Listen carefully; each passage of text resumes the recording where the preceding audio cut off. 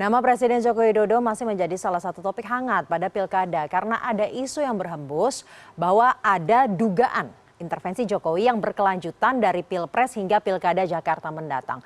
Lalu bagaimana sebenarnya akan saya diskusikan bersama dengan Wakil Ketua TKN Prabowo Gibran, Silvester Matutina, kemudian ada politisi PDIP, Ciko Hakim, dan juga Direktur 5 Ray Rangkuti. Selamat sore Bapak-Bapak.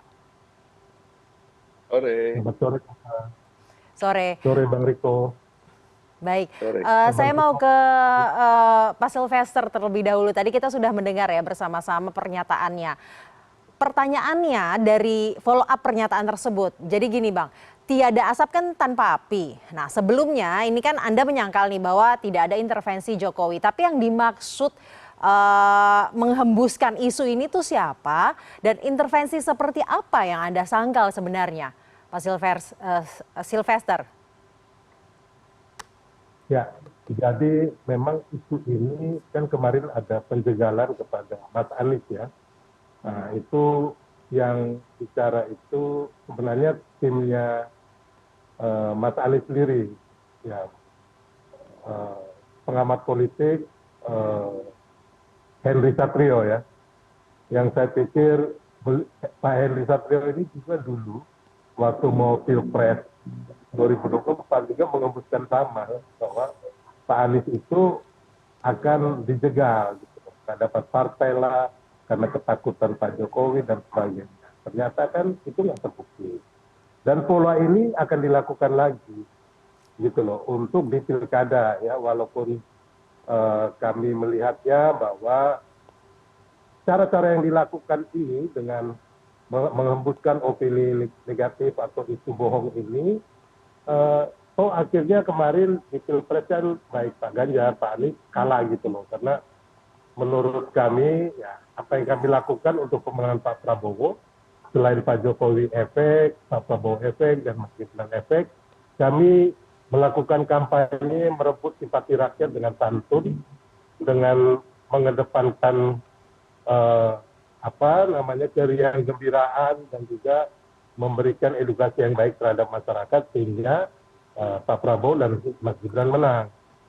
Di pilkada DKI ini walaupun Mas Anies mencoba peruntungan setelah kalah ya kan, hanya kenapa tim kampanyenya mereka ya atau pendukungnya lah ya kayak Bang Henry Satria, terus kemarin Tempo juga menulis seolah-olah Pak Jokowi mengintervensi dan juga menjegal Pak Anies. Jadi intinya untuk apa gitu loh? Karena besok yang akan menjadi presiden itu bukan lagi Pak Jokowi. Yang menjadi presiden itu adalah Pak Prabowo. Dan memang dari kami di Koalisi Indonesia Maju, termasuk di tim kampanye nasional dan juga relawan menginginkan agar sosok calon gubernur, calon bupati, calon wali kota itu harus sinkron dan satu haluan dengan Pak Prabowo, Mas Gibran. Kalau enggak, ya maaf kata kita nggak akan mendukung lah intinya kan. Baik, yang dimaksud menghembuskan isu adalah tim Anies. Nah kemudian saya mau ke Bang Ciko. Bang Ciko, dari catatan kami pada bulan Mei kemarin, Pak Hasto nih juga sempat menghembuskan pernyataan bahwa ada dugaan intervensi Jokowi karena bansosnya diperpanjang. Jadi ini dugaan untuk cawe-cawe di Pilkada Jakarta.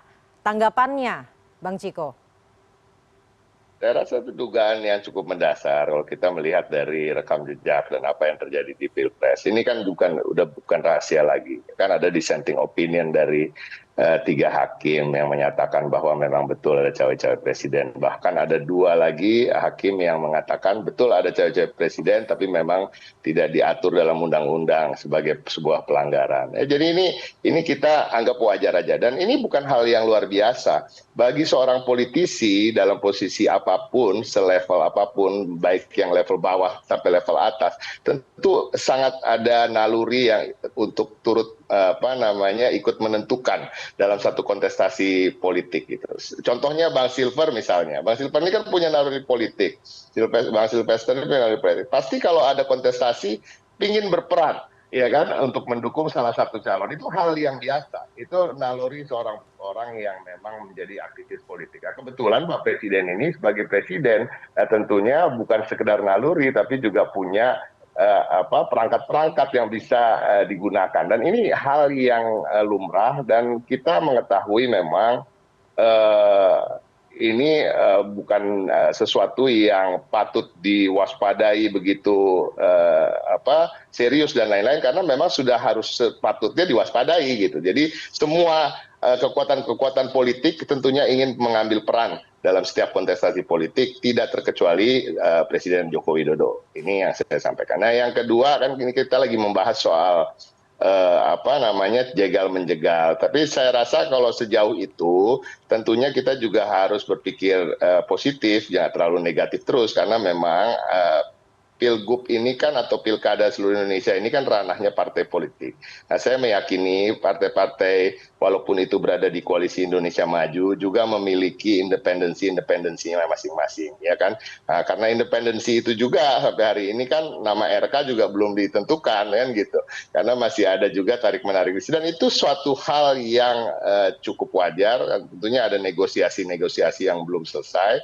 Dan ini juga patut diwaspadai oleh calon-calon yang memang belum fix didukung oleh partai yang memenuhi persyaratan, termasuk Mas Anies misalnya. Gitu. Jadi apapun itu, mungkin diksi-diksi yang digunakan kan berbeda gitu. Tapi pada prinsipnya, kalau saya juga menganggap wajar aja. Dalam artian gini, ini kan strategi. Kalau dalam melaksanakan strategi itu kemudian ada yang terjegal, ya itu kan konsekuensi aja. Baik, itu artinya intervensi sebenarnya bukan hal yang serius karena hal lumrah ya.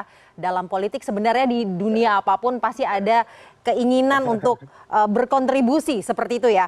Kemudian ada dua opini mengenai bansos dan jegal-menjegal ini menjadi jurus yang dilakukan oleh Presiden Joko Widodo. Apakah iya dari pandangan pengamat seperti itu, Bang Rey? Bang Rey, tapi mohon maaf tidak bisa dijawab sekarang karena saya harus jeda terlebih dahulu, Bang Rey. Nanti dijawab setelah jeda, tetaplah bersama kami di CNN Indonesia Newsroom.